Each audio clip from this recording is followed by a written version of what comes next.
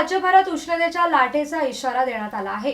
IMD कडून alert देखील जारी केला असून आता मुंबई आणि इतर परिसरात गेल्या काही दिवसांपासून जाणवणाऱ्या उष्णतेत सोमवारी आणखी वाढ झाली आहे आणि अशीच ही वाढ तीव्र गरमी राहण्याची शक्यता हवामान खात्याने वर्तवली आहे।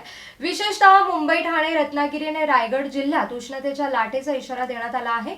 मुंबई आणि परिसरात उन्हाची तीव्रता वाढत असून येत्या 3 दिवसात तापमानामध्ये आणखी वाढण्याची शक्यता आहे।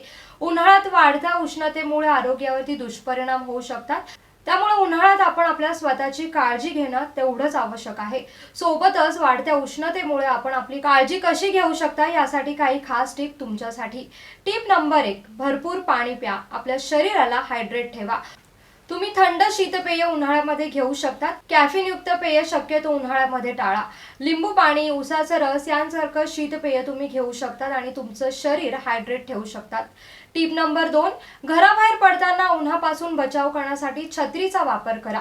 शक्यतो सुती कपड्यांचा वापर उन्हामध्ये करा। सैल कपडे वापरण्यावरती जास्त लक्ष द्या, जेणेकरून बाष्पीकरण होऊ शकेल। घराबाहेर पडताना चेहऱ्याला तुम्हाला जशी सूट होईल त्या प्रकारे सनस्क्रीन वापरा। सनग्लासेसचा वापर तुम्ही करू शकता। टिप नंबर 3, पाणीदार फळांचा आपल्या आहारामध्ये तुम्ही वापर करू शकता।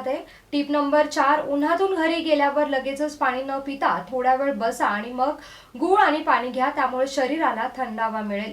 उन्हाळ्यामध्ये डिहायड्रेशन सारख्या म्हणजेच उलट्या, जुलाब, अतिसार यांसारख्या समस्या देखील होऊ शकतात।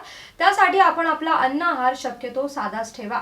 तिखट, चमचमीत पदार्थ आणि बाहेरचे पदार्थ खाणं शक्यतो टाळा, जेणेकरून तुमचं आरोग्य चांगलं राहील आणि उन्हाळ्यात अतिसार, जुलाब यांसारख्या समस्या देखील उद्भवणार नाही। आपल्या स्वतःची काळजी घ्या आणि उन्हापासून आपलं स्वतःचं संरक्षण करा।